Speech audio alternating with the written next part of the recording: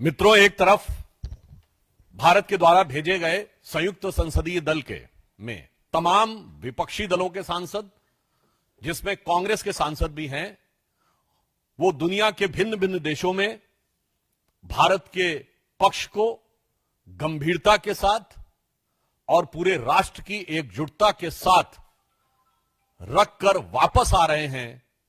और दूसरी तरफ कांग्रेस के स्वघोषित स्वनामधन्य सर्वकालीन सर्वोच्च नेता और नेता प्रतिपक्ष राहुल गांधी जी निहायत ही ओछी स्तरहीन बातें कर कर यह विश्व को बता रहे हैं कि नेता प्रतिपक्ष का पद पाने के बाद भी उनके अंदर गंभीरता और नेता प्रतिपक्ष की परिपक्वता का घोर अभाव है। मित्रों, यह विषय सिर्फ उनकी अपरिपक्वता का नहीं है, विषय उससे कहीं गंभीर है। राहुल गांधी जी ने जिस प्रकार से हमारी सेना के द्वारा दिखाए गए अप्रतिम शौर्य और सेना के अधिकारियों द्वारा, जिसमें director general military operation, director general air operation, director general navy operations थे, उन्होंने जिस तरीके से ऑपरेशन सिंदूर की सफलता का विवरण दिया है, उसको सरेंडर से तुलना करना यह दर्शाता है कि यह मानसिकता कितनी रोगी और कितनी खतरनाक हो चुकी है। मुझे इस बात पे आश्चर्य हो रहा है कि अभी तक कांग्रेस के नेता पाकिस्तानी मीडिया में सुर्खियां बटोरने में लगे हुए थे, पाकिस्तानी संसद में उनके बयान कोट किए जा रहे थे।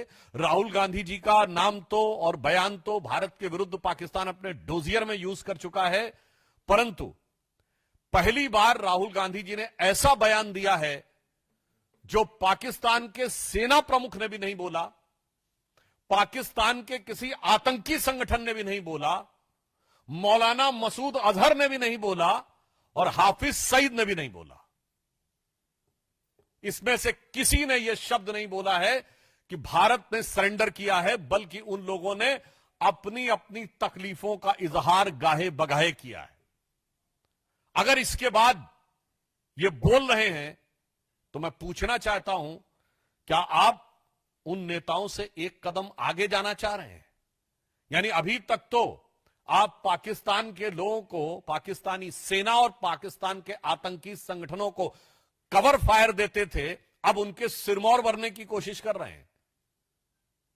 एक हिंदी में कहावत होती है, नया मुल्ला प्याज ज्यादा खाता है, मगर यहां गैर मुल्ला इस कदर प्याज खाने में लगा हुआ है कि उसे लग ही नहीं रहा है कि यह देश के स्वाभिमान और सेना के शौर्य और सेना का कितना भीषण अपमान कर रहा है। मैं पूछना चाहता हूं, वैसे राहुल गांधी जी की बुद्धिमत्ता और विवेकशीलता पर आप सभी लोग परिचित हैं। मात्र एक वर्ष पहले की बात है, आज 4 जून है। 4 जून को चुनाव परिणाम आए थे। तीसरे अटेम्प्ट में 3 अंक न पाने को, जिसको अद्भुत सफलता नजर आ रही हो और पटाखे फोड़ने शुरू कर दिए हो, और तीसरी बार प्रधानमंत्री बनने पर जिसको पराजय नजर आ रही हो, उसकी कितनी समझ है और उसका कितना विवेक है, यह भली भांति समझा जा सकता है। राहुल गांधी जी का यह कहना सेना का सरासर अपमान है। मैं कांग्रेस पार्टी से पूछना चाहता हूं, ऑपरेशन सिंदूर की सफलता की घोषणा सेना ने की है, भारत सरकार ने नहीं की है, भारतीय जनता पार्टी के किसी प्रवक्ता ने नहीं की है। जैसे आपके प्रवक्ता अब अचानक सोकर जागने लगे, अपने जमाने क्या क्या बातें बोले, तो मैं पूछना चाहता हूं, आपने सरेंडर शब्द यूज करके सेना का अपमान किया है या नहीं? क्योंकि सीधे सीधे जब आपने सेना के बयान को सरेंडर से तुलना किया है, इसका मतलब भारत और भारत की सेना का सर झुकाने का वो काम और इसके लिए वो शब्द जो पाकिस्तान की सेना, पाकिस्तान के आतंकवादी संगठन और यूएन सिक्योरिटी काउंसिल के द्वारा डिजिग्नेटेड आतंकवादी जैसे मौलाना मसूद अजहर और हाफिज सईद भी नहीं बन कर पाए हैं, तो आप क्यों उनके मुहाफिज बनने की कोशिश कर रहे हैं? और मैं दूसरा बताना चाहता हूं राहुल गांधी जी से कि अगर आपको यह समझना है सरेंडर, तो याद करिए राहुल गांधी जी केवल 2 साल पहले आप विदेश में गए थे और आपने कहा था why the defenders of democracy America and Europe are silent and not interfering in India. यह था सरेंडर। 15 जुलाई 2011 को आपने कहा it's impossible to totally control terrorism. यह था आतंक के आगे सरेंडर। 26/11 के हमले के बाद आपकी सरकार ने शर्म अल शेख में कहा कि कंपोजिट डायलॉग प्रभावित नहीं होगा आतंकी घटनाओं के साथ। यह था आतंक की मानसिकता के साथ सरेंडर। 1995 में नरसिम्हा राव सरकार के समय एक फोन आया और भारत ने अपना एटॉमिक एक्सप्लोजन रोक दिया। यह था सरेंडर। 1971 में 93,000 प्रिजनर ऑफ वॉर थे। 1971 में 93,000 प्रिजनर ऑफ वॉर थे। फिर भी पीओके क्यों सरेंडर कर दिया? छंब का 160 किलोमीटर का एरिया जीता हुआ क्यों सरेंडर कर दिया? 13,000 किलोमीटर पाकिस्तान के पंजाब और सिंध का जीता हुआ क्यों सरेंडर कर दिया? 54 हमारे सैनिकों को वापस नहीं लिया, उन्हें क्यों सरेंडर कर दिया? 1965 में जीता हुआ हाजीपीर का दर्रा सरेंडर कर दिया। लाहौर से 20 किलोमीटर दूर तक सेना पहुंच गई थी, वो सरेंडर कर दिया। 62 में तो क्या क्या सरेंडर कर दिया। 19 नवंबर 1962 को जवाहरलाल नेहरू का कैनेडी को लिखा गया लेटर है जिसमें उन्होंने सीधे कहा है कि अमेरिका आकर अमेरिकन पायलट्स हमारी एयरफोर्स को संभाले, जो 2010 में डिक्लासिफाइड हुआ है कैनेडी लाइब्रेरी के द्वारा। 1960 में सिंधु का 80% पानी सरेंडर कर दिया। 1948 में आपने कश्मीर का एक हिस्सा सरेंडर कर दिया। 1947 में मुस्लिम लीग के आगे 1/3 सरेंडर कर दिया।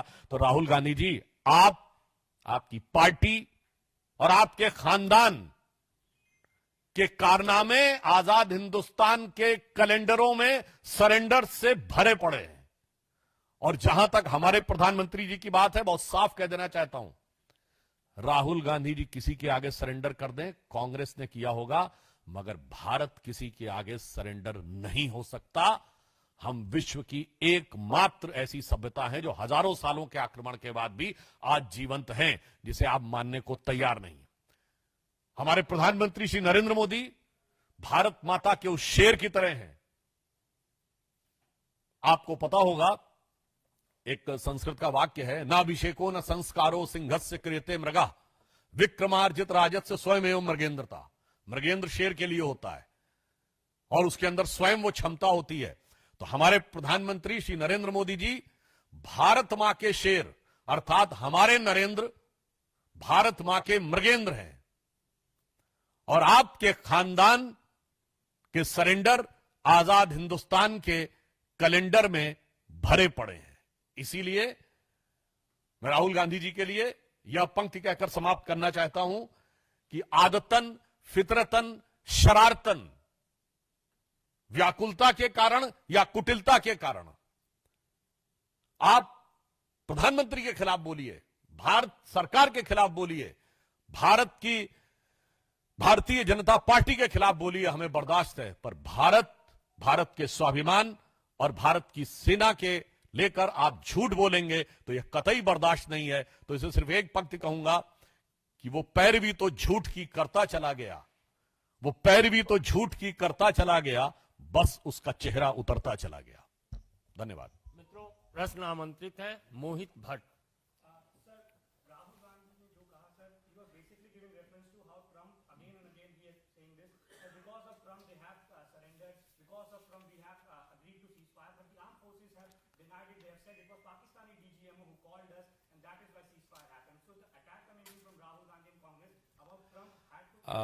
On the issue of US President statement, Government of India has clarified n number of times that there was no third party mediation. And if they want to believe that whatever the US President was saying, it is correct, then in that he has also mentioned the nuclear conflict. He has averted, as per the US President, Mr. Donald Trump, he is saying that he has averted a nuclear conflict, which has been categorically denied by Government of India and the Foreign Ministry. Then in that case, you are not ready to accept the total statement. And I would also like to remind, during the run-up for the presidential election, there is a video available of President Trump in which he was saying that he once talked to Prime Minister Modi and he's saying that one country is annoying you or irritating you too much, and he said you can guess the which country is. And I can ask them to stop those things. Then it is the statement of Donald Trump when he was running for presidentialship. Then Modi ji said, no, we have taught them lessons several times. I will do it. वैसे राहुल गांधी जी को चूंकि जब वो लोकतंत्र की रक्षा के लिए भी विदेश में जाके अमेरिका से गुहार लगा चुके हैं, तो उन्हें ये ज्यादा नजर आता होगा. इस कारण से इस संभावना से इनकार नहीं किया सकता. वैसे ऑन द लाइटर नोट मैं कहना चाहूंगा, अमेरिका के राष्ट्रपति ने 31 मई को एक और ट्वीट किया है जिसमें उन्होंने कहा है कि Joe Biden was killed in 2020 और जो 4 साल तक अमेरिका के राष्ट्रपति थे, he was a robot clone. तो मुझे लगता है कि कितना भरोसा, बल्कि मैं अमेरिकी सरकार से भी पूछना चाहता हूं कि भाई ये बयान उन्होंने अपने ऑफिशियल जो ट्रूथ करके उनका एक सोशल मीडिया है उस पर दिया है, तो राहुल गांधी इस पे भरोसा करते हैं नहीं?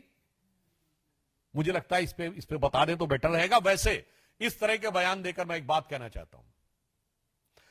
पाकिस्तान के प्रधानमंत्री शहबाज शरीफ का रिकॉर्डेड वीडियो अवेलेबल है जिसमें वो कह रहे हैं 9-10 अगस्त की दरमियानी रात को 2:30 बजे मेरे जनरल आसिफ मुनीर ने मुझे जगा कर ये कहा कि वजीर आजम साहब, पाकिस्तान के कई एयर बेसेस के ऊपर अटैक हो गया है और नूर खान एयर बेस पर भी मिसाइल गिरी है. ये आसिम मुनीर और शहबाज शरीफ दोनों का कबूलनामा है. फिर वो अजरबैजान में भी जाके बोले कि हम तो फजर की नमाज का इंतजार कर रहे थे कि 4:30 के बाद अटैक करेंगे, उससे पहले ही इंडिया ने अटैक कर दिया रात्रि के तीसरे पहर में ही.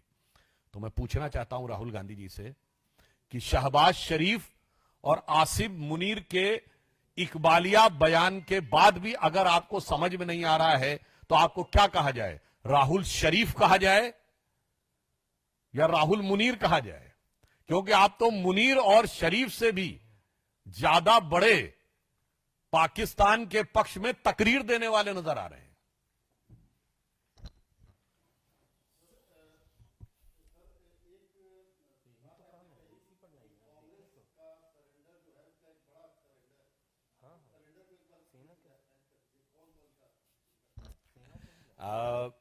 पुनः रिवर्स ऑर्डर में शुरू करता हूं. मार्च 2023 राहुल गांधी विदेश में जाते हैं और कहते हैं why the defenders of democracy America and Europe are silent over what is happening in democracy in India, they are not interfering. यह था सीधा सरेंडर. अब आप आइए, 15 जुलाई 2011 को राहुल गांधी कहते हैं it's impossible to stop terrorism. यह था टेररिज्म के आगे सरेंडर.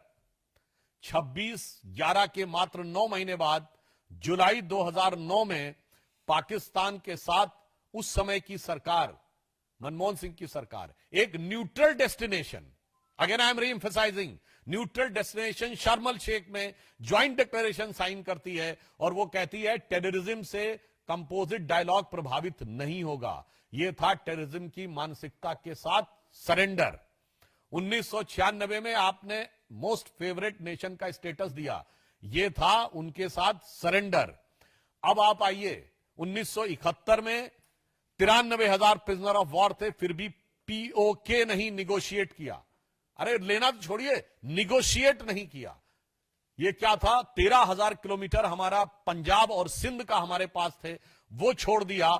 यह था शिमला में सरेंडर. और ये मैं हवा में नहीं बोल रहा हूं, बेनजीर भुट्टो ने अपनी किताब डॉटर ऑफ द ईस्ट में लिखा है कि जब वो शिमला समझौते के बाद रावलपिंडी पहुंचे तो उनके और उनके पिताजी का इस गर्म जोशी से स्वागत हुआ कि जंग हारने के बाद वो डिप्लोमेसी में सब कुछ जीत के आ गए. I am quoting the book of Benazir Bhutto. अब आइए, 1965 एक न्यूट्रल डेस्टिनेशन ताशकंद में समझौता होता है और हम लाहौर से केवल 20 किलोमीटर तक पहुंच गए थे. वो और हाजी पीर का दर्रा, जिसके लिए वीर अब्दुल हमीद जैसे कितने शहीदों ने बलिदान दिया, वो सरेंडर कर दिया.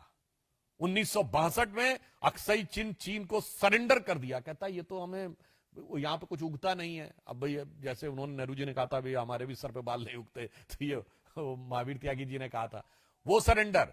और 19 नवंबर 1962 जवाहरलाल नेहरू ने जॉन एफ कैनेडी को लेटर लिखा है कि आप अपने B-2 बॉम्बर्स भेजिए, अपने एरोप्लेन्स के 2 स्क्वाड्रन भेजिए, अपने पायलट्स भेजिए.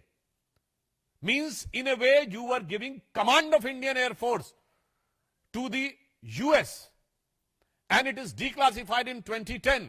यह था सरेंडर. 1960 80% पानी सिंधु नदी का पाकिस्तान को सरेंडर, 1948 पीओके यानी कश्मीर का एक बड़ा हिस्सा सरेंडर, और 63 में जब सक्षम वैली चाइना को दे दी थी पीओके ने, तब तो हम कम से कम सिंधु समझौता रद्द कर देते। और 1947 में मुस्लिम लीग और जिन्ना के आगे 1/3 ऑफ द कंट्री सरेंडर। तो इनकी नीति क्या रही? इनकी नीति यह रही कि 48 में आधा पीओके चला गया, और 62 में चीन के साथ क्या क्या चला गया, और 65 में हाजी पीर का दर्रा खो गया, और शिमला में पीओके भी खो गया, और ये सुलह की शक्ल को संवारते रहे, जीतने के बाद बाजी हारते रहे। साइलेंट, एक मिनट साइलेंट। राहुल गांधी के अगर पिछले रिकॉर्ड को देखें तो जब सर्जिकल स्ट्राइक किया था तब भी उन्होंने सवाल उठाया था। अब तो आगे जाकर वो सरेंडर की बात कर रहे हैं। तो क्या कि पाकिस्तान देखा इसने जो दूजियत दिया है कई सारे देशों में जाके, वो कह रहे हैं कि भारत ने जो हमला किया उसका बहुत नुकसान हुआ, उसकी तो कोई बात नहीं। देखिए, अंतर्राष्ट्रीय मीडिया में भी कितने बिलियन डॉलर का नुकसान हुआ, और मैं राहुल गांधी जी को यह भी बताना चाहता हूं, हो सकता है उनके दिल में बड़ी कसक उठ रही हो कि पाकिस्तान को नुकसान हुआ है, चाइना को भी नुकसान हो गया है, क्योंकि जो चाइना के डिफेंस स्टॉक थे, anybody can go and check the AVIC's systems, Chengdu जो PL-15 मिसाइल बनाती है, उसके स्टॉक्स 9% गिरे हैं। J-17 बनाने वाली कंपनी के स्टॉक्स 15% गिरे, एंड ओवरऑल 20% गिरे हैं जो J-10 और J-17 बनाने वाली एविक्स सिस्टम चेंगडू के कुल जो स्टॉक्स गिरे हैं। और चाइना में सब कुछ गवर्नमेंट कंट्रोल है, despite the full throttle support by the government, still there net stocks is less down by 6 to 7%। और भारत की जितने भी डिफेंस की कंपनीज हैं उनके स्टॉक्स ऊपर गए हैं। वो HAL जिसपे आरोप लगाते हैं 14% स्टॉक ऊपर गया है। मझगांव डॉक्स का स्टॉक 30% ऊपर गया है। गार्डन रीच और मझगांव शिपयार्ड का 30 to 32% ऊपर गया है। ये तो ओपन में है, ये तो दुनिया देखती है, सैटेलाइट पिक्चर से लेके कंफर्म करके किसकी वेपनरी सक्सेसफुल रही किसकी नहीं। तो हो सकता है उधर चीन से करार भी था ना इनका, तो उस करार का प्यार उभर रहा हो, और इधर भारत से तकरार उभर रहा हो, और उधर पाकिस्तान से अलग एक प्रकार का प्यार उभर रहा हो, तो शायद इसलिए बात कह रहे हो। इसलिए मैं कहना चाहता हूं, जो राहुल गांधी जी बोल रहे हैं, यदि वो अपनी बुद्धि से बोल रहे हैं तो ये उनकी निष्ठा पे गहरा संदेह है। यदि वो अपने जो उनको पॉइंट देने वाले लोग होते होंगे उनके द्वारा बोल रहे हैं, तो मुझे लगता है कि उनको अपनी टीम और उसकी जानकारी के बारे में, कुछ नए लोगों के बारे में विचार करना चाहिए, अथवा अगर उन्होंने ही ये बात कर रखी है तो मुझे लगता है कम से कम फैक्ट्स को क्रॉस चेक करने की कोशिश करनी चाहिए। आमोद राय हो गया।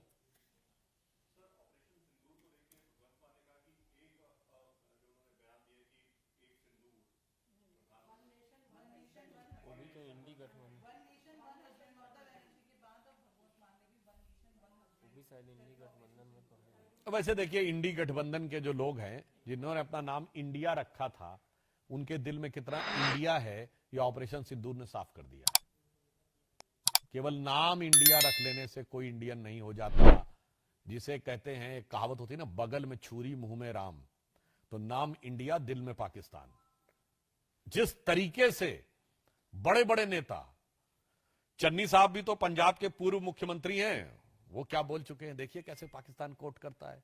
सिद्धारमैया कर्नाटक के मुख्यमंत्री हैं, वो बोल चुके हैं। उसी श्रेणी में अब भगवत मान जी भी बोलने लगे। और वैसे भी तो वो ये पार्टी, वो वाली पार्टी है ना जिसने सबसे पहले सर्जिकल स्ट्राइक पे सबूत मांगा था। तो मुझे लगता है ये लोग जो बोलते हैं इसे गंभीरता से नहीं लेना चाहिए। ये आदतन बोलते हैं और फितरतन बोलते हैं। विकास भदौरिया। देश में आजकल जगह जगह पाकिस्तानी जासूस बहुत पकड़े जा रहे हैं, जब से पाकिस्तान और भारत के बीच तनाव हुआ। इस बीच कल पार्टी के राष्ट्रीय प्रवक्ता संबित पात्रा ने अपने ऑफिशियल स्टेटमेंट में सोनिया गांधी और राहुल गांधी को चीन का जासूस कहा है। क्या आपकी जो बात है, जो आपने अभी कही कि राहुल गांधी की निष्ठा पर सवाल, पार्टी ये आधिकारिक तौर पर कह सकती है कि राहुल गांधी चीन के या पाकिस्तान के जासूस हैं? देखिए, जहां तक कौन देश के विरुद्ध काम कर रहा है, जांच एजेंसियां इस विषय को गंभीरता से रखती हैं। किसी नेता के बारे में मैं टिप्पणी नहीं करना चाहता, परंतु मैं दर्शकों से कहना चाहता हूं, येविग्लिना एल्बेटस की किताब state within state, Vasili Mitrokhin's की किताब Mitrokhin's archive KGB in the world part 2, Yuri Bezmenov का टीवी पे दिया गया इंटरव्यू 2005, और Joseph Krollis ex CIA director की किताब in conversation with a crow, और बहुत कुछ है, उसमें पढ़ें तो मुझे लगता है आप लोगों का भी ज्ञानवर्धन होगा। पर फिर मैं कह देना चाहता हूं कि इंडिया गठबंधन ने जो नाम इंडिया रखा था, वो अब पूरी तरीके से नकाब उतर गया है उसका। जैसे पाकिस्तान में पीपीपी पार्टी है, तो वैसे ही मुझे लगता है कि इस इंडिया गठबंधन का मुखौटा इंडिया था और दिल में पाकिस्तान था। अब एक के बाद एक वो छिलका उतरता चला जा रहा है और बात बिल्कुल साफ होती चली जा रही है। तो जो मैंने बात बोली थी, वो जो पंक्ति कही थी, उसी के आगे की पंक्ति बोल देता हूं। मैंने कहा था ना, वो पैरवी तो झूठ की करता चला गया, बस उसका चेहरा उतरता चला गया। आगे इंडिया गठबंधन के लिए रंगत समझ में आई, मगर आई देर से, कच्चा था बहुत, रंग उतरता चला गया। ये इंडिया का नाम कितना कच्चा था, ये अब उतरता चला जा रहा है इस गठबंधन के नाम में जो भारत का नाम लेने का प्रयास किया था। बहुत बहुत